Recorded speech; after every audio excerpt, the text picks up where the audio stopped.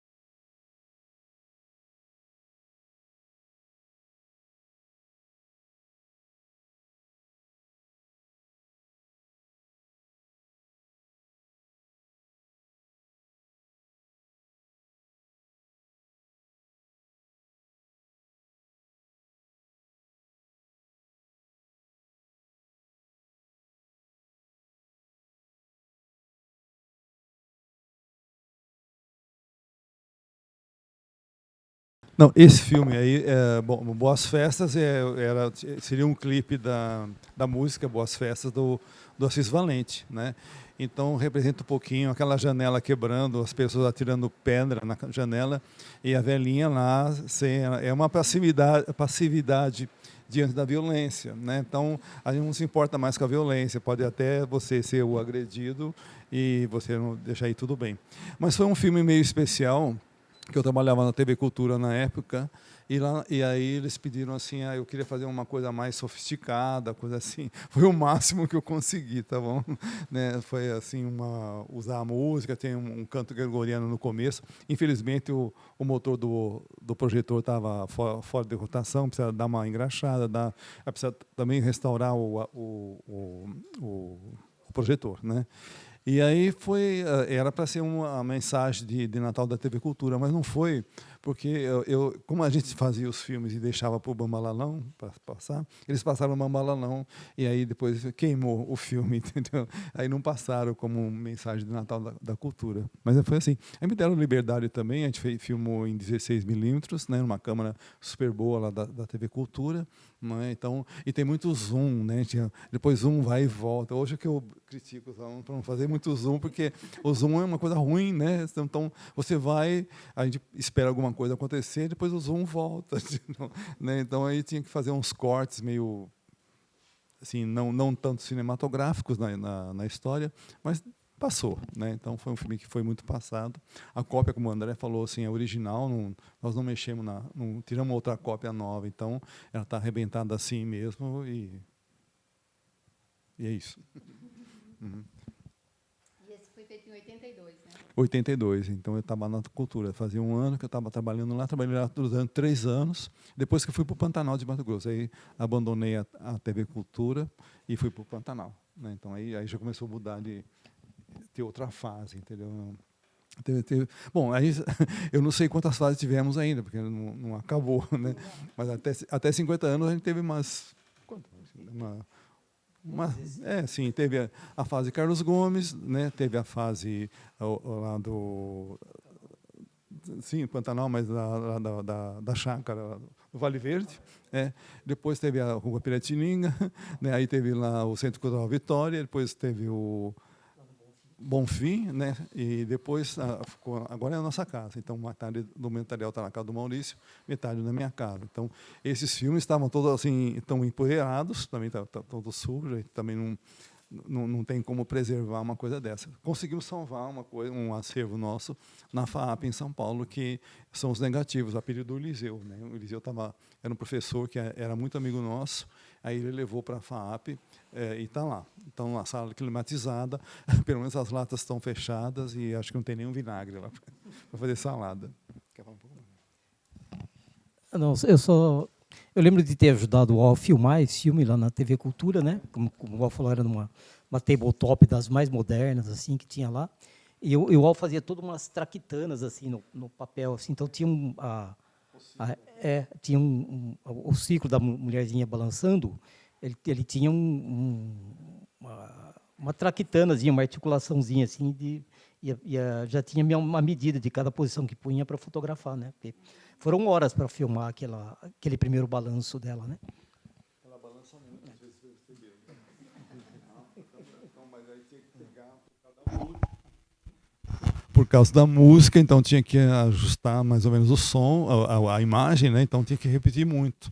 Então balançar, como o Maurício falou, nem lembrava disso, mas era assim, era um recorte articulado, né? Então tinha um ponto de central, que era o da cadeira, e a velhinha ficava balançando ali, né?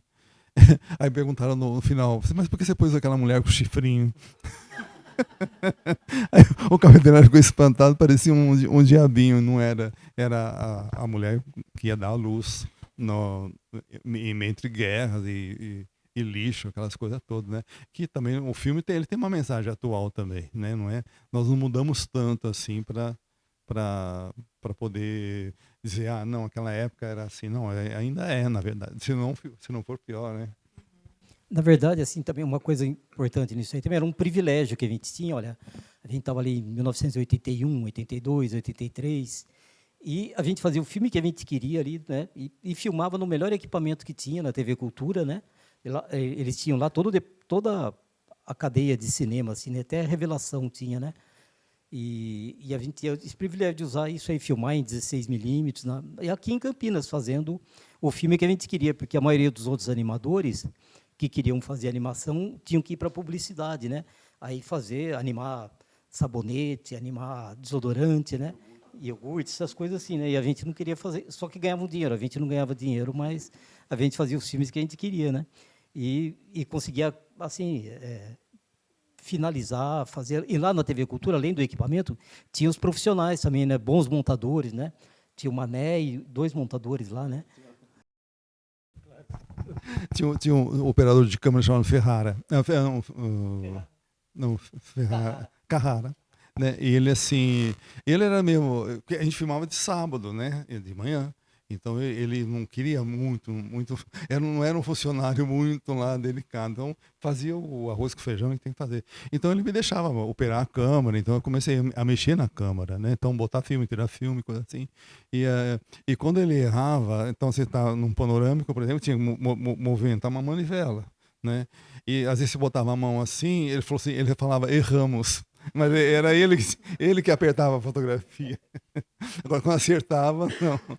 E ele era piloto de teco-teco, né? Então, e uma vez eu vi no jornal assim, uma foto de um caminhão com um avião em cima, foi passar lá no viaduto da Marginal e ficou entalado lá.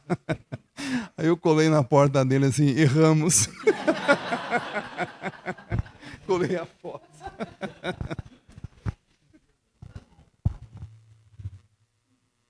Não, eu queria aproveitar. Vocês comentaram que vocês usaram essa câmera da TV Cultura, mas depois teve aquela outra câmera, que é a que está exposta no CCLA. Aí queria que você contasse a história dessa câmera, que é boa também. A história da câmera é muito boa, porque a câmera era uma Paya Bolex, que seria hoje, assim, o tipo... Hoje não, hoje tem mais carros, mas assim, seria o Volkswagen das câmeras, né? Todo mundo tinha uma Paya Bolex, assim, então quem trabalhava com cinema, né? E nós ganhamos uma da Embrafilme naquela época, e a gente usou muito a câmera, então até que rompeu a corda, quebrou a corda, né? Então eu tive que... não tinha como arrumar a corda, porque a corda era um equipamento suíço, muito caro. Então você tinha que vender o carro para comprar a corda da máquina, né? E aí a gente encontrou lá na Movie Center um rapaz chamado Herman, que ele fazia as traquitanas lá. Então sempre câmera alemã, inglesa, quebrava e ele dava um jeito de consertar, fazer peças, reparar a parte eletrônica, coisa assim. Então ele falou, eu posso dar um jeito aí. Então ele colocou um motor de passo de impressora matricial na câmara e funciona. Funciona até hoje, na verdade. Entendeu? E aí, uma vez eu fui para Portugal, o Abi Feijão falou assim, olha, vocês tragam as câmeras, porque a gente não tem câmera aqui. E aí foram vários professores de animação lá para o Porto, na verdade. Não, Porto não, Espinho, onde tem o festival, acho que tem até hoje. Então cada um usou a sua câmera. Eu peguei aí toda a molecadinha lá que assim era meio assim favelados lá do Porto. Então e como eu era brasileiro, tinha muita novela lá, então eles pensavam que eu fosse da Globo e quiseram ficar tudo comigo, mas era tudo assim, um tinha um problema, outro tinha outro problema. Mas aí fizemos o filme, deu tudo certinho, né? E do lado, assim, tem aquelas câmeras maravilhosas, assim, então, tem a Paya Bolex com motor original, tudo certinho, funcionando beleza. Só que a deles não deu certo, porque quando você coloca o motor na câmera, ela encaixa e ela vira um pouquinho. Então você tem que fazer um ajuste para você deixar o obturador fechado, né? E eles abriam o obturador na hora que estavam manipulando, então ficava tudo estourado, né? Então, e ficava um preto quando fechava, batia a foto, fechava o obturador, né? Aí fizeram rapidamente o filme de novo lá para correr, porque a gente ia em Lisboa para revelar o filme. Foi lá para Lisboa, voltou. E aí, comentando com uma amiga minha lá da Escócia, chamada Jessica Lank, assim, e o Abi Feijó do lado, né? Falou assim, olha, eu falei, nós colocamos um motor de passo, e ele falou assim, mas que coisa. E aí ela perguntou, ela ficou toda assustada, a Jéssica, falei, mas como? Vocês vão pôr um motor de passo? E funcionou, funcionou muito bem. Aí o Abi falou assim, só os brasileiros é que fazem isso, né? Só os brasileiros conseguem manipular, fazer toda a traquitana possível, né? Então, é o nosso jeitinho. Eu não sei se isso é bom. No caso foi, porque aí tu não ia pagar caríssimo da Câmara por causa disso. Eu acho que é ótimo, porque acho que na Europa, pelo menos um amigo que foi na Espanha, enfim, um encontro de analógico e tal, o cara abre uma van, põe a tela, os projetores funcionam muito bem, tudo isso. Só que falta outra coisa, eles têm muito acesso, mas não criam em cima, não como a gente tem pouco acesso e tem que se virar, né? Então a gente faz com com o que tem. Eu também concordo, não sei se isso é bom ou ruim, mas que isso mexe, faz a gente, né? Porque eu acho que lá eles falam assim, não, vai mexer numa câmera dessa, como que você vai profanar uma câmera dessa, né? E a gente não tá nem aí nesse sentido, a gente quer usar, funcionar. Então eu acho que é interessante. As câmaras mecânicas eram suíça, fabricava 16 milímetros, que era uma película, era um formato doméstico na época, né? E depois tinha as alemãs, que tem as profissionais, a Reflex 35, a gente chegou a operar lá no Pantanal de Mato Grosso, né? Então é tipo uma máquina de costura sofisticada, então aquela borda, faz tudo certinho, né? Mas essa foi interessante. Eu só queria falar tecnicamente do filme. O filme 16mm, ele surge mais ou menos em 1923, 22, 23. E ele vem com a ideia de diminuir o preço, que era muito caro o insumo, né? As câmeras eram caras, mas o filme mesmo era muito caro. Então já diminuiu o valor. Depois eles fazem o 8mm, que é o 16 cortado no meio, né? Então você colocava o 16 e depois no laboratório cortava o filme no meio, né? Longitudinalmente. Mas interessante que a gente tá bem avermelhado, não são essas cores do filme, porque ele perde algumas camadas, né? E o vermelho é o que permanece mais. Então os filmes mais antigos vão perdendo as cores. Depende do filme, né? Porque não é só a Kodak que fabricou filmes, mas depende do filme. Tem filmes Fuji que mantém muito o azul e o verde, né? Então não perde tanto, né? E aí a questão que ficava pulando lá é porque tem a perfuração para manter o fotograma na janela. E aí, como ele fica rasgado, eu vou até passar esse filme para vocês manipularem, porque é legal vocês verem a materialidade do filme, que é uma coisa que já é do passado. Mas se a gente tivesse uma coisa que também eu falei ontem, que eu acho que é importante falar, que é agradecer a gente estar conseguindo colocar um projetor 16 para funcionar. Ontem o 35, acho que é função da universidade isso, né?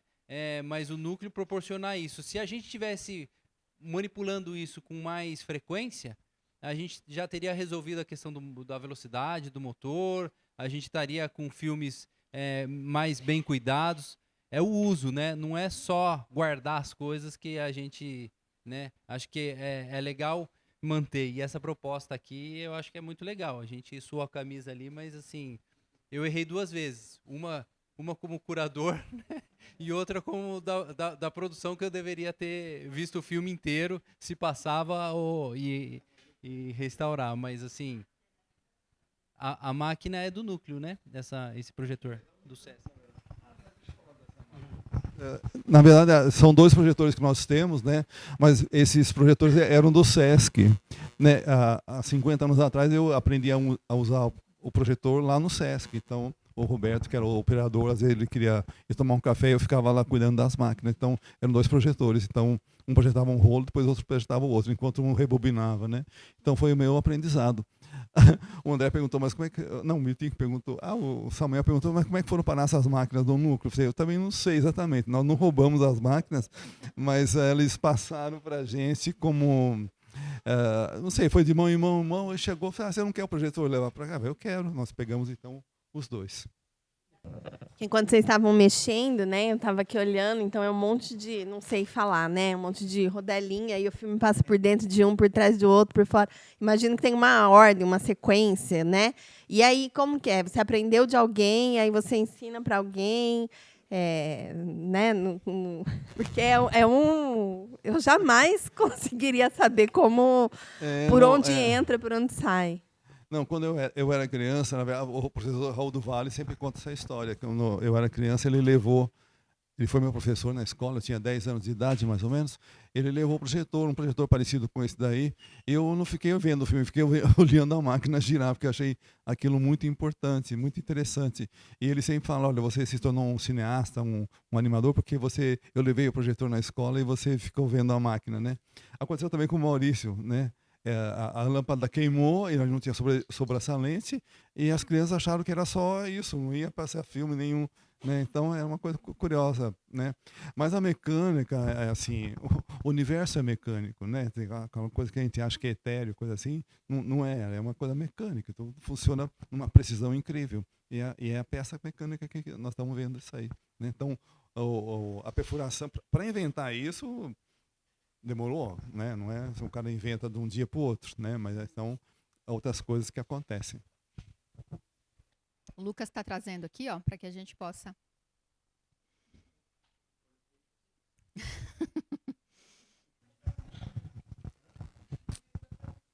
Dá para ver daí? É. Enquanto fala dele. Eu explico aqui em cima. Pode pôr aqui em cima. Eu quero. Obrigado.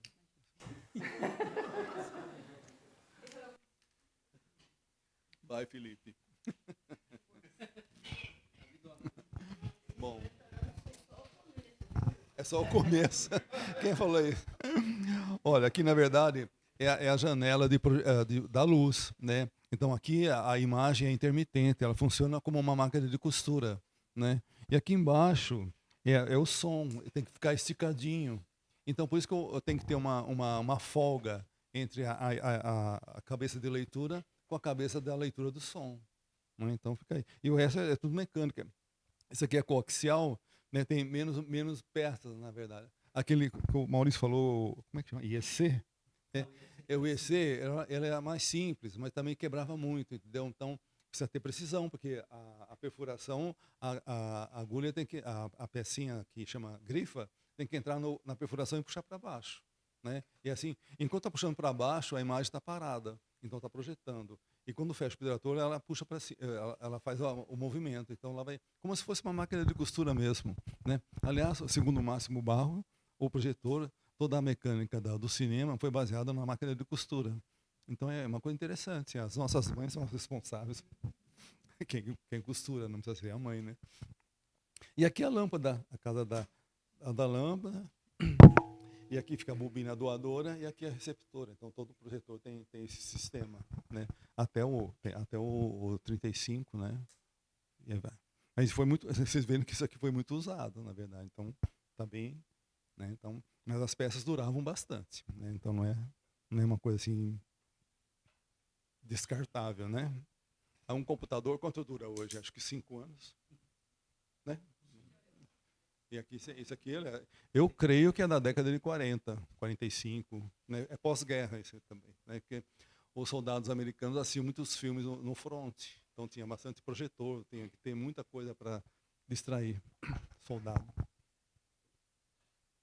Alemão também, né? Mais alguma pergunta? Alguém?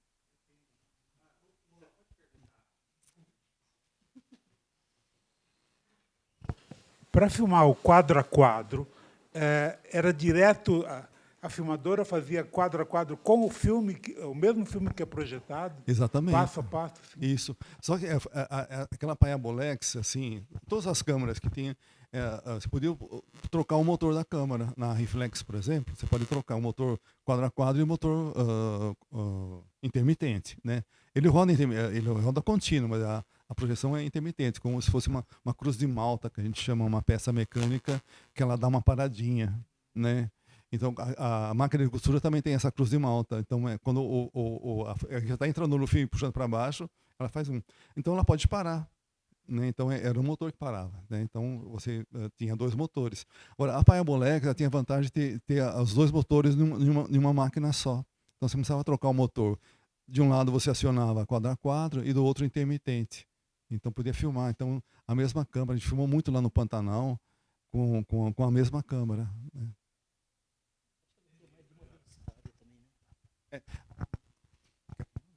Não, eu acho que a Payabolex, a gente tem que olhar lá, mas acho que ela filmava 24 por segundo, acho que filmava, se não me engano, a 18 também, e a 48, se você quisesse fazer câmera lenta, assim, você filmava ela mais rápido, né? Aí quando projetasse, ia ficar a câmera lenta. E ela fazia fusão também, né? A gente podia filmar, depois fechava o obturador, voltava o filme e filmava outra coisa, aí ela ficava uma coisa em cima da outra. Isso aí é lembrar o Alfalo dos projetores do Sesc, teve aquele verde que a gente comprou, né? Teve um projetor que RCA. É um RCA que a gente comprou. Não lembro onde a gente arrumou dinheiro para comprar aquilo lá, mas Nós aquela- compramos. Depois a gente ganhou esses do Sesc, mas a gente tinha comprado um. A gente usou também bastante. Aquela era bem simples de usar, não tinha esse desarme que tem esse aqui, né? Então, tem uma perfuração, ele para, né? É tudo mecânico. Eu tenho calo na mão até hoje de carregar aquele projetor. Era aquele verde, lembra? Aquele verde. A gente comprou do Simes. Vocês lembram do Simes? Né? Aqui em Campinas. Até hoje tem remanescente da loja dele lá. Ele era concorrente do seu Henrique. Era o rival, na verdade, acho que não concorrente. Então, assim, o seu Henrique é um velho chato. Aí o outro fala assim, o seu Sims é um velho chato, um velho ciumento. É o RCA. É o RCA. Tá lá ainda, né, Maurício? Acho que tá lá em casa. Então tá Tem lá. 2 lá em casa, não sei quem é aquele outro lá.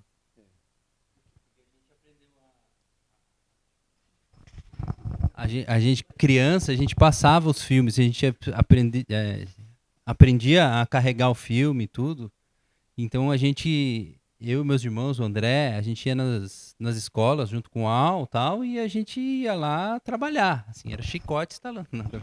Mas e aí a gente sabia carregar. Eu desaprendi agora, mas a gente sabia carregar, né? E colocava e ficava lá projetando os filmes. Isso. A gente sabia, mas tem umas coisas que a gente esquece depois. Hoje é dia de recordar as coisas, né? Então, a gente pode responder as perguntas tranquilamente, né? Mas assim, era isso. Então, tinha câmera que você podia fazer quadro a quadro. As mais profissionais, você tinha que trocar o motor. Mas essa para a Bolex, não. Você fazia, simplesmente acionava de um lado ou do outro, ela disparava intermitentemente ou quadro a quadro. Tinha uma reflex 35mm que a gente alocava também lá na Movie Center, até o Miltinho que operava, assim, e a gente alugava o motor também, né? O motor quadro a quadro. Miltinho filmou o filme da boneca, se filmou mais coisa com aquela câmera lá. O café já foi em digital. Cometa Halley. Não, eu lembro do Cometa Halley que a gente foi. Não, Cometa Halley, lembra que nós alugamos. A primeira vez que eu peguei uma câmera 35 na minha vida foi lá na Movie Center. A gente começou a fazer o filme Cometa Halley. Então, vocês participaram também. E tinha uma cena que era a elipse do cometa que ele fazia, né? E eu peguei, a gente capturou, a gente foi numa empresa em São Paulo que estava iniciando a computação gráfica, e a gente foi gravando, ele foi marcando as posições do cometa, e a gente foi registrando. Eu não sabia nem se ia dar certo, porque eu falei, mais ou menos é aquilo lá. E deu certinho, então ficou pretinha a tela, não percebe que é uma tela de computador, que ela era até abaulada, né? Não era aquela tela reta que você tem hoje, e aí deu para filmar direitinho, então com uma reflex. Mas foi a primeira vez que eu operei uma reflex, né? E depois, ainda bem que deu certo, na verdade. Aí Oi? Eu já sei como fazer. Cometa Halley é legal porque é um filme coletivo que a gente fez, né? Era os adultos e as crianças também. Todo mundo fez, cada uma partezinha. E é um filme de 10 minutos. E, inclusive, esse filme entrou, naquela época tinha uma coisa muito inteligente, que infelizmente acabou, que era chamava Lei do Curta, né? Todo filme estrangeiro que passava em cidades de mais de 200 mil habitantes era obrigado a exibir um curta brasileiro junto, né? E tinha um concurso no ICine que os cineastas mandavam os curtas lá para serem selecionados. E o Cometa Halley entrou, né, nesse aí, né? Só que junto com o Cometa Halley entrou o Collor, que foi preso hoje de manhã, né? E o Collor acabou com essa lei do curta, né? Aí acabou, de lá para cá nunca mais teve isso. Então quando a gente ia ganhar dinheiro com o Cometa Halley, o Collor entrou. Por isso que eu torci tanto para chegar o dia de hoje que ele foi preso. Não, mas essa coisa de filmes coletivos é uma coisa que a gente pratica até hoje, né? Acabamos de fazer o João da Mata, né? 100 anos do cinema campineiro, foi um filme coletivo, né? Sim, que aliás, né, boa parte da equipe está aqui, tá faltando acho que só a Rafa, mas foi uma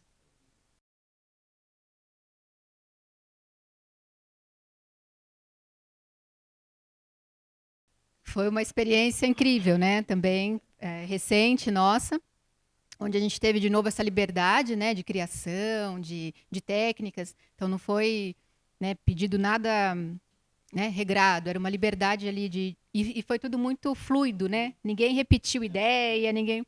Isso é muito comum, né, do núcleo assim, como flui bem, né? Eu gostaria de aproveitar e jogar uma pergunta para os curadores, já que estão os dois aqui. Como que foi, né, esse processo da curadoria? Porque é muito material, né? Comentei com a Beth.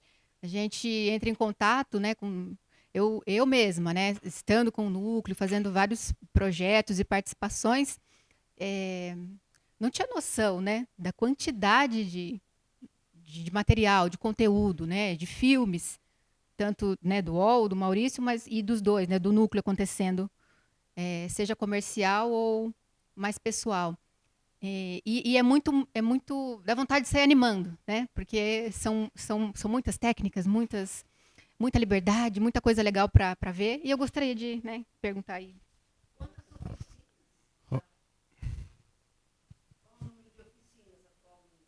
Olha, nós estamos beirando as 3.000. É. Ô, Roberta, você faz essa pergunta faltando 3 minutos para as 8? É, não, eu vou falar da minha parte, viu, Felipe? A primeira coisa foi procurar os filmes que estavam, né, muita coisa na casa do Maurício. E assim, é difícil manter esses filmes, né, em condições adequadas, tudo isso. Então, ele começa a ficar baulado, começa a ficar avinagrado, né, com um cheiro forte que já não tem mais possibilidade de projetar. Então, assim, a primeira questão é os que tinham condições de projetar. Então, o 35, a gente fez deu uma olhada melhor. Mas, assim, esses filmes a gente trouxe para cá. E eu acho que quem viu mais os filmes foi o Al. Porque tava com né? Ele deu uma. A gente ficou um dia aqui e tal, mas nos outros dias o Al continuou trabalhando. Mas os 16 a gente não olhou tanto, assim, né? Mas tem muito mais filmes. E é um trabalho, assim, que é muito grande. E é um trabalho de preservação que não acaba nunca, né? O trabalho de preservação não acaba nunca, assim. Por isso que eu acho que tem que ter. São coisas estatais, assim. É o Estado que tem que tomar conta de algumas coisas, porque você tem que pegar o filme, oxigenar ele uma vez a cada 6 meses, né? Então, assim, é a coisa que, sei lá, o MIS deveria fazer, né? Os funcionários do MIS deveriam fazer. É uma coisa simples, mas é uma coisa que demanda tempo, né? E então, assim, como essa preservação é uma coisa que a gente precisa pensar com carinho, porque tem filmes já que se perderam, as cópias, tudo isso. E também para exibição em 35 tem os copiões. Os copiões eles não têm o som. Então a gente descartou exibir os copiões. Então a gente exibiu um que estava finalizado, que tinha som para exibição de ontem, né? E acho que dá para aproveitar e falar sobre essa coisa da preservação do acervo também, porque já são mais de 400 filmes, né? É uma produção muito extensa. E a Rebeca também está fazendo um trabalho aí de resgatar, né? De localizar onde estão as coisas, digitalização. E boa parte do acervo está digitalizado, né? E a gente tem colocado no canal do YouTube, né? Junto com a Andrea também. E uma coisa que tem sido interessante, né? Acompanhar a reação das pessoas, principalmente eu vejo os comentários nos vídeos, que o pessoal tá achando muito legal, assim. Então, tem um filme que é o Boa Desculpa, que é um filme, acho que o menino ele tinha 11 anos quando ele fez. E esse filme, não sei porquê, mas ele viralizou, assim. E aí você tem um pessoal novo, assim, que fala, nossa, eu nasci em 2011 e esse filme foi feito em 82, né? Por uma pessoa de 11 anos. Então é legal ver que esses filmes ainda estão despertando interesse, né? Principalmente nessas novas gerações, que eu acho que essas coisas vão e voltam, né? Então o vinil, ele estava aí ele meio que morreu e aí ressurgiu. Então eu acho que talvez o filme em película pode viver um ressurgimento aí também, né?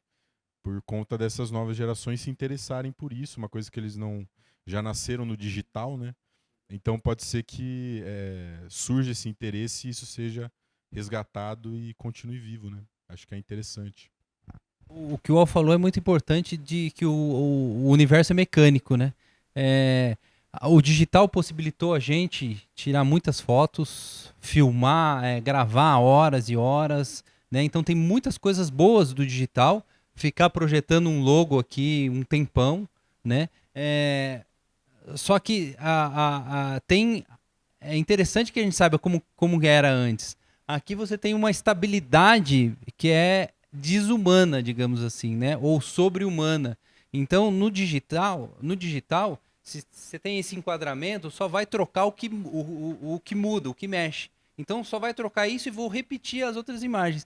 Agora, no analógico ou na projeção em película, cada imagem é uma imagem inteira, é um fotograma. Então você tem uma instabilidade da imagem, porque está trocando 24 vezes por segundo, então troca. Então você tem essa instabilidade. Então, quando a gente foi fazer uma vez tinha que reproduzir por computador uma parte de uma grade e tal, o editor não conseguia fazer um negócio que chama traquear, que é manter porque tinha um balanço que o computador não entendia. Então, assim, são coisas que estão extra o digital, né? Você tem o grão, algo físico-químico, a gelatina é viva, né? Então você tem uma coisa muito mais orgânica do que o equipamento esquenta pra caramba, a lâmpada esquenta, por isso que queimava o filme no meio de uma projeção, porque travava o filme por algum motivo, e aí a lâmpada ligada queimava o filme, né? Então, essa projeção que a gente fez, acontecia isso em sessões de cinema, de longas metragens, enfim. E aí rebentava no Cine Paradiso, rebentava o filme no meio, assim. Dava um certo ódio, mas assim, acontecia, né? Fazia parte também. A gente não tinha essa coisa estável, segura. A gente filmava e não sabia o que a gente tinha filmado, se tinha só na revelação que a gente ia saber. Então, assim, essa coisa de estar tudo pronto, ou você já vê, também trabalha a nossa ansiedade, né?